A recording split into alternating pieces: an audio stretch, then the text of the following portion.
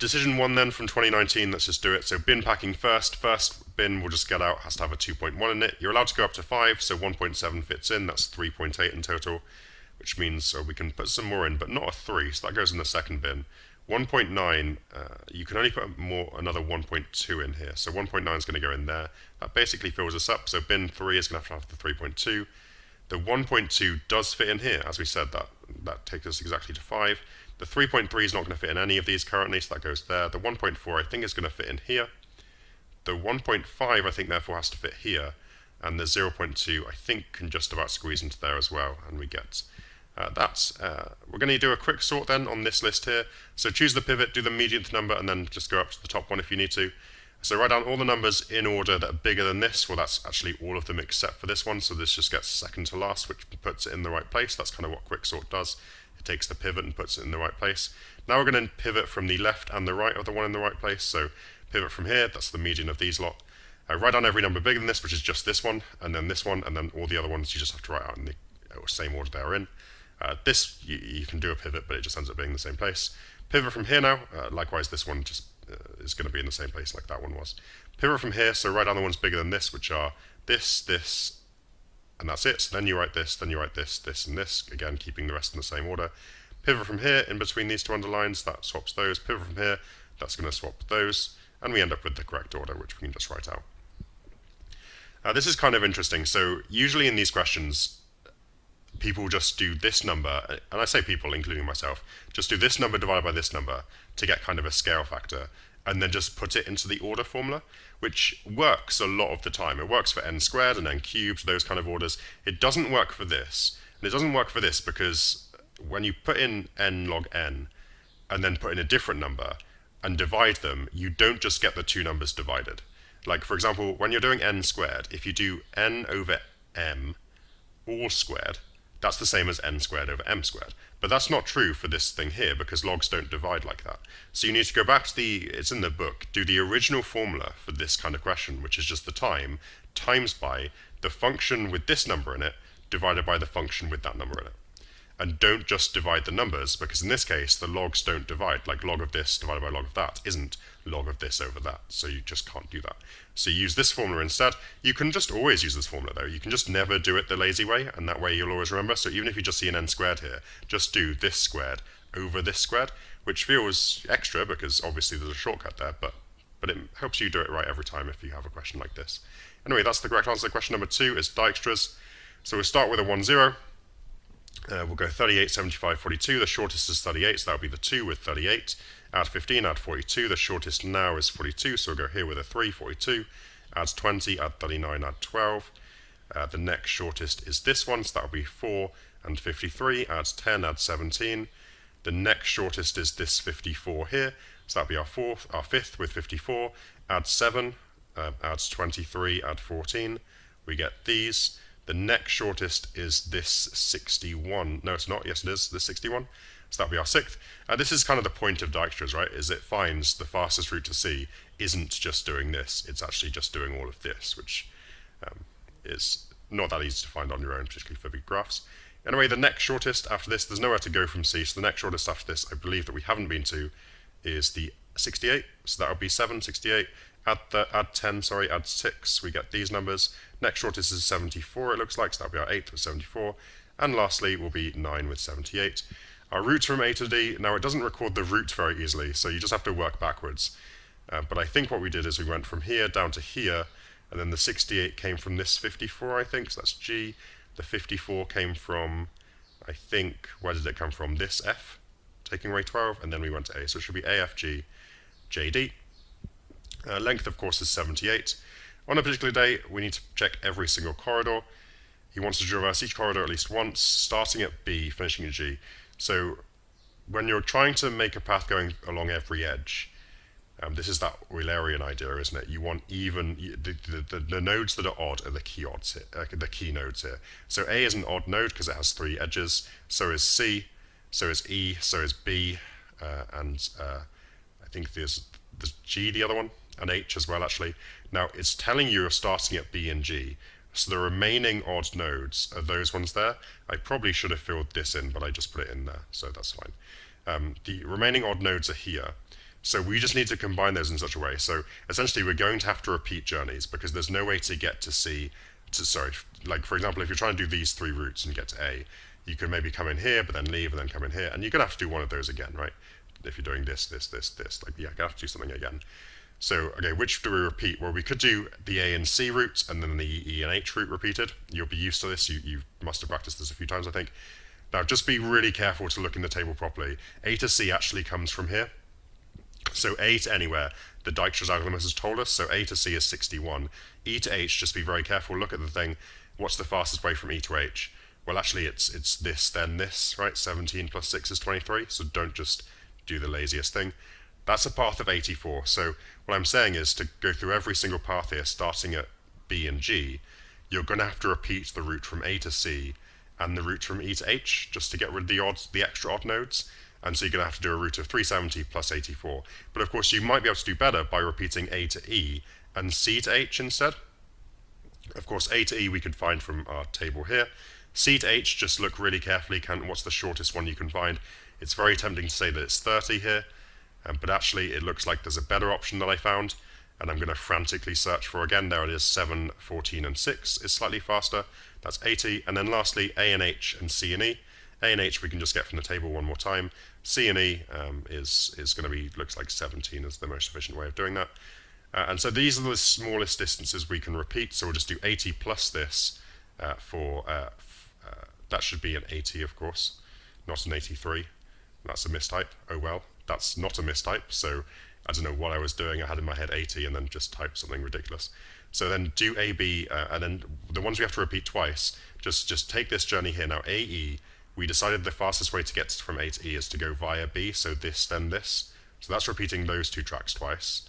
And then fastest way from C to E, we decided was C to G, G to J, and J to H. So we're going to repeat all those twice as well. On a different day, the corridors to B are closed, so I've deleted all of those and I've removed 95 from here. So I just added up all those numbers, got 95, removed them. This is interesting because it makes A an even node now, and also it makes C an even node, but it makes D an odd one, and the others are remaining the same. So let's do the same thing. We're going to start and finish all routes. Determine the positive that minimized. So we can start wherever we'd like, it looks like, which is cool. The odd nodes that are now left, as I said, are C, D up here, G, and H. So we've just got to think here. It's possible just to try a lot of combinations. So like start at C, finish at D, repeat this route, start at C, finish at J, repeat this route, and so on. Like you could just combine them all together and find them all out. The fastest way of doing this is just noticing that C and G, which are 2 of our odd nodes, are actually connected directly with this 7. So if you just choose to do this 7 twice, you'll essentially be fixing C and G. And so the logical thing is start at D and finish H, or vice versa, of course, and just repeat this 1 track twice, and you'll fix C and G and make them even, and then there'll be a route. And to verify that, you can maybe just find it. So like you can do this, you can go through this one, and then this one, and then this one. That totally didn't work. I had a route in my head before. So sorry, I wanted to do that one twice, didn't I? So I'm fine, yeah. This, and then go around this triangle, down here, along here, up here, and then down there. And you'll only repeat this 7 twice. And you'll just do all the other routes once. So we just have to do 370 minus the removed 95, plus that single 7. And that will probably, I think, logically be by far the fastest way, because the others just don't connect to each other directly, except for these 2, but that repeated one is longer, so it makes sense to choose this one instead. Question number 3 then is completely unnecessary, Pearson Edexcel. They're asking me to do Floyd's algorithm no fewer than 3 times. Now, no one watching this has ever tried to do Floyd's algorithm in PowerPoint, but it's really, really laborious because you have to animate all of these bits in separately, unless you want to be lazy about it, which I absolutely was. So I just filled in, I just did them in rows. So A to B is 15, A to C is 7, A to D is 18, A to E is 3, and then you go to the next one, B to A is 15. B to C you can't do because that's directed, so we put an infinite, and then you actually can't get to the others, so that's infinite, infinite. And then C to A is 7, C to B is 5, C to D is 4, C to E is 9, so I put those in. Just read from the table the other ones. Initial root table, you just put A, B, C, D in, and so on. First iteration then, so we keep the A's the same. What I'm going to do is delete these and just copy this, and anywhere that needs fixing, I'll just paste its new letter over the top, which is not how you want to do this in a real exam, but it's easier in PowerPoint to do it that way than it is to animate every other one in that would be the same anyway. So okay, let's do this one by one then. So we keep A's the same, and then we look at B. Is there a faster way from B to C? Currently, B to C is infinite, so surely there is. Go to A first, which is 15, and then go to C, which is 7, and we get a root of 22, so via A is faster. And then B to D is currently infinite. We can go to A first, which is 15, then we can go A to D. 15 plus 18 is 33, which is faster, so we'll replace that there. This is also infinite, A, and instead we'll go to A, which is 15, then we'll go to D, which is 3, so we'll add those together, 18, and we get this. Then we do the C's, so 7 is what we start with there. Now, because C to B is only 5, going via A is never going to be faster because it takes longer to get to A, so we'll keep that as a 5, and likewise we'll keep this as a 4, and then the 9, well, you could go to A taking up 7, and then you could go to E taking up 3, which is 10, but that's larger than 9, so we'll keep the 9, and all those remain the same. D to A then is 18, D to B is infinite, so we can improve on that. We do 18 plus this 15 to get to B, which is 33. Replace that with an A. D to C is 4 currently, which is less than 18, so we'll keep that. And then 3, so we'll keep that. E to A, infinite. Now, if there's no way to get to A from E, that means there's no way to go via A to any of these. So we'll just keep these the same as all of these. Okay, and we'll keep all those the same as then. Now we'll do the second iteration. You can see why I'm annoyed that they've asked me to do this 3 times, because this is exceptionally annoying to animate into PowerPoint, as I've said. I'll copy this table here and I'll just replace anything that needs replacing. Except the thing is, this is kind of interesting because getting to B takes ages from anywhere. So like so A to C currently is 7, but it takes 15 to get to B, so we'll keep that 7. A to D is 18. Going to B first. Going to B first is 15, and then going from B to D is 33, which is bigger than 18, so we'll keep 18, and then this 3 obviously we'll keep. It actually turns out that we're going to keep every single thing here, because it just takes a long way to get from D. Like, the only one that had any chance is C, but these numbers are quite low anyway. So going to B first, and then all these numbers are quite big, so it just doesn't work. And like even the D's, which you'd think, actually no, the D's would never work, or almost never, because this is such a large number, it takes so long to get to B in the first place that going to B and then somewhere else is basically never going to be better than any of that. And now, of course, you can't even get to B from E, so all of these have to stay the same. So that was quite boring. Last one here, we'll keep the C's the same. This is much more hopeful because you've got some low numbers in these columns here. So for example, A to D is currently 18. If we were to go to C, that's 7, and then we go to D, that's 4, so we add those up, we get 11. Oh, sorry. Why did I suddenly start thinking about A to D? A to B is 15. If I go to C to B, that's 5. Sorry, A to C, that's 7. Then C to B is 5. That's 12 in total, so we replace that with a C. So we're going to go via C. Then D, which I was talking about before, is currently 18. A to C is 7. Then we go to D is 4. That makes 11, so that's better. The E is not going to be improved on. B currently 15. B to C is 22, so that's not going to be improved. So D is currently 32. We'll go to C first. That's 22 plus 4 is 26. That's better. We'll replace that with a C over here as well. And then we've got 18 currently, which is better than 22, so we'll keep 18. Then the D's, these are going to be improved because this is quite a low number. So we'll go to C first, then we'll go to A, that's 11, that's better than 18, so we'll replace that there. Then 33, so go to C first, then go to B, that's 9, so that's much better. Replace that with a C as well. The 3 is good, and then these infinites finally go away because we can do E to C is 9, plus C to A is 7, that makes 16. Replace that, and then this one as well, 9 plus C to A is 14, sorry. Replace that, and then this 3 stays the same, and we end up with our 3 algorithms done. That took, in PowerPoint, like, I don't even want to say how long that took, and it was only 7 marks, and I just got really annoyed at life. Explain how the partially completed thing here can be used to find the shortest route from E to A. Now, I haven't written any of this down, again, because I was in a very annoyed state of mood at this point, but you just have to write down what I'm about to say. You look in this, and you go, okay, E to A is 14, but then you look at this, and you go, okay, E to A is actually going via D. So you want to go to D, but actually, just check. To get to D, yeah, you just go straight to D. Like, if this had been a B, That means going to D in itself requires going through B, but it's fine. We just go to D, and then D requires us go to C, and then C requires us go to A. So this table tells us that the fastest way to get from E to A is to go to D, then to C, then to A, and we'll have our route there. This person decides to use the distance table to try and find the shortest cycle path that passes through each vertex. So cycle means start at D, end at D. Nearest neighbor, so going from D, nearest is E, so we'll go from D to E. From E, nearest is C that we haven't been to yet, so we'll go there. Nearest from C is B that we haven't been to. Nearest from B is A. And then we have to make a cycle, so it has to go back to C again. It has to go back to D again, sorry. Then, of course, you can just write these numbers underneath. So it was, 3 plus this 7 here. No, it wasn't. This 7 here, sorry. Plus this 5, and then plus this 15, and then plus this 7, or this 6, sorry. You get this. Interpret the cycle in terms of actual villages visited. Again, this is where the route table comes in, sort of. D to E, well, the fastest way from D to E, D to E, doesn't actually say in the route table. So I guess we have to look at this, but it's clearly this. It's clearly D to E, so that's fine. E to C, is that in the route table? Yeah, it is. It goes via D. So E to C is actually E, then D, then C.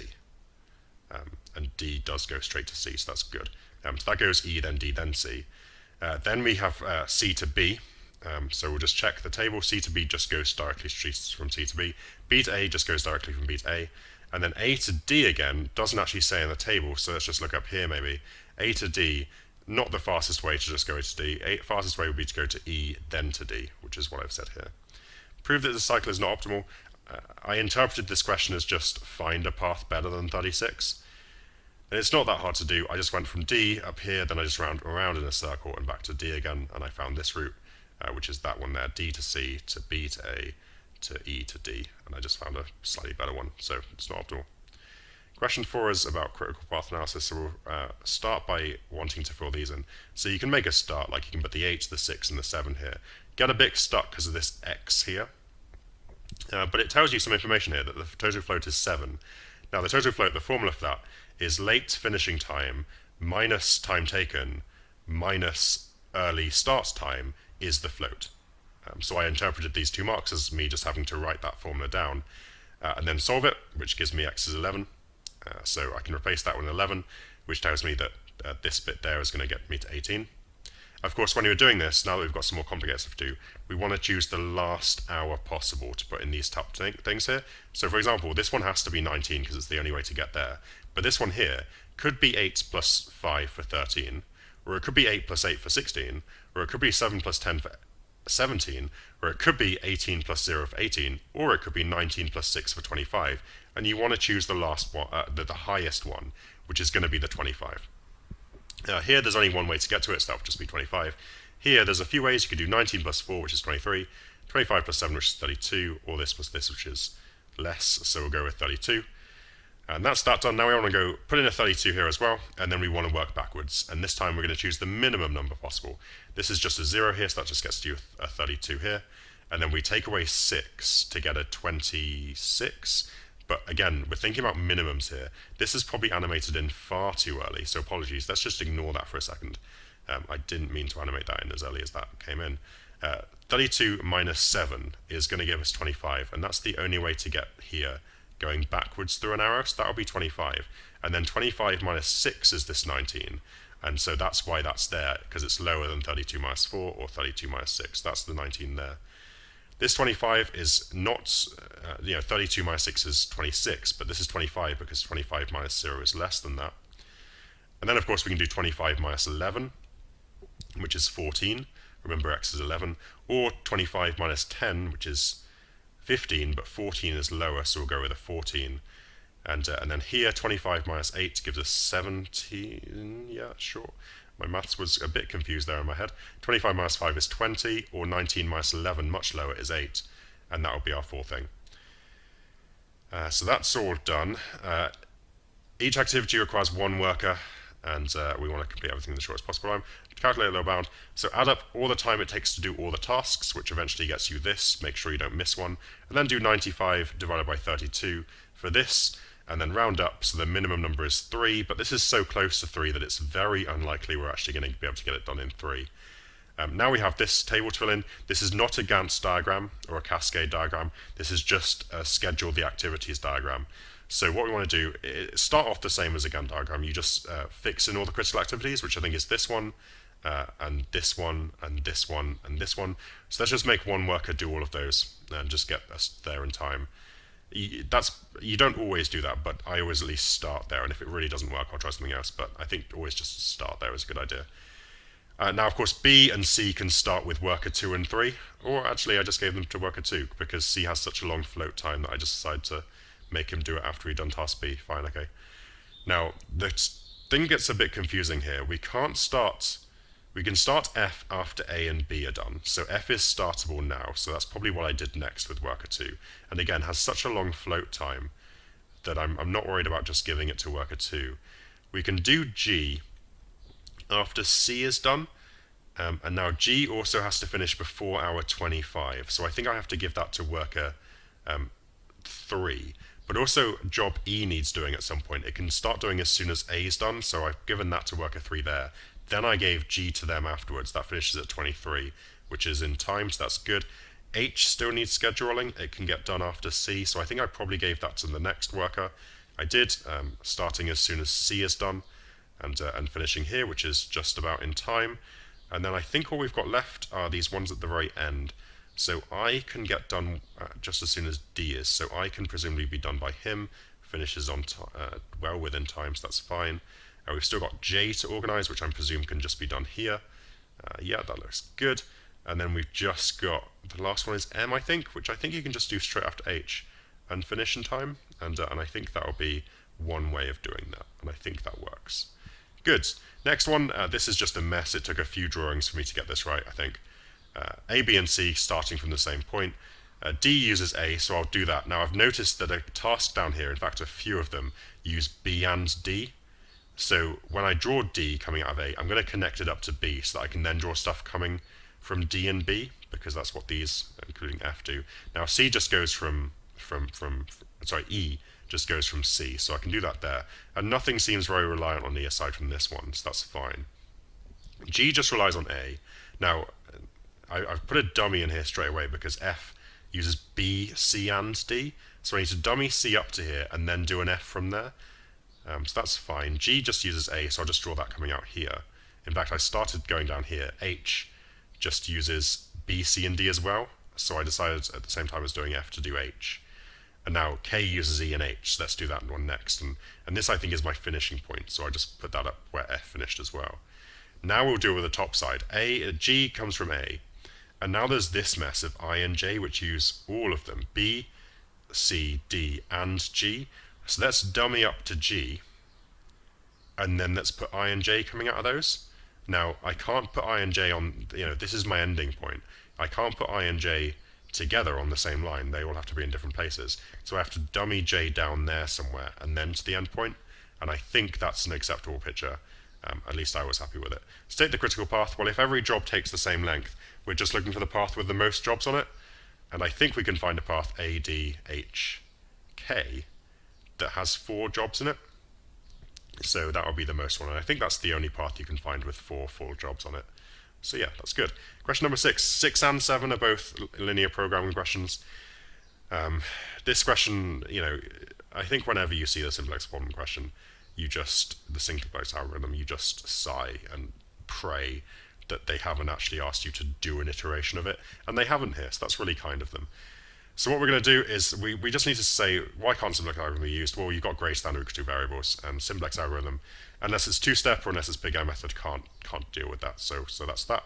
Set up the initial tableau. The best thing about simplex method, of course, is you get to say the word tableau. We're going to rearrange these, or not really rearrange them, but we'll add in a slack if it's less than or equal to, and make it equal. We'll call it S1. We'll take away a slack, but add in an artificial if it's greater than or equal to, so that'll be here and here. And then we'll just put all these coefficients into there with the S1 there, because that's the only one that's being added in. We'll put all these coefficients into there with the A1 there, because that's being added in. And we'll put all the coefficients for this into here with the A2 there. And I think that's pretty much done aside from this one. What you do here is you say P is equal to this minus big M times A1 plus A2. Don't don't ask me why you do that. Anyway, now you rearrange A1 from here, so rearrange A1 to get 8 minus this plus this minus this plus this, and put that in.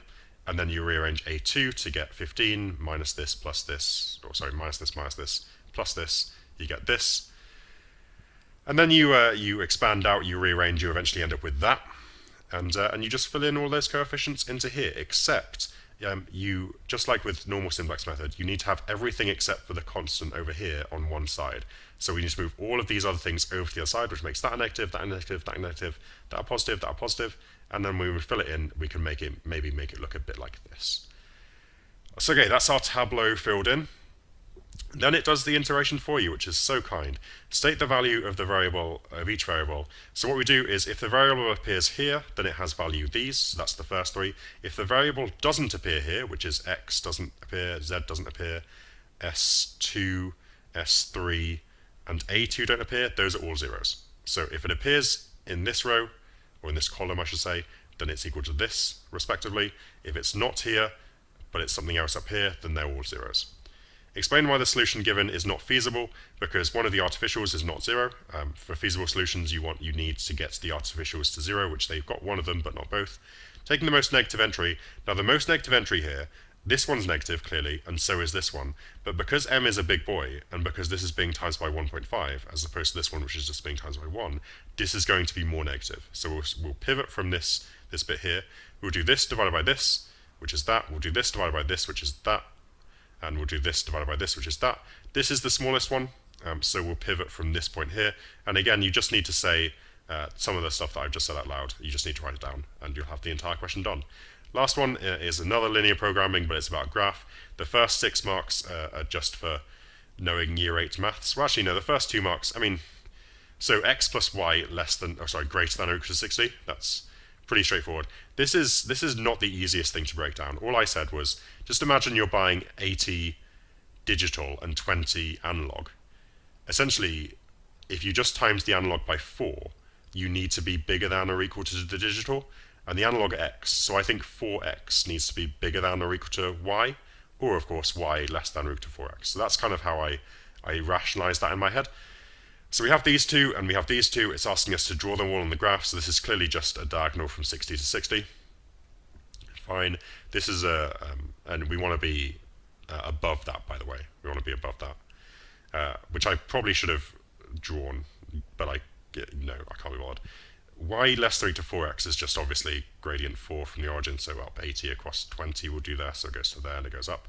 And again, we want to be below that one this time. This just rearrange and then start at 140. Gradient of 3 means we could maybe drop down 60 and run across 20, so it's going to go through there.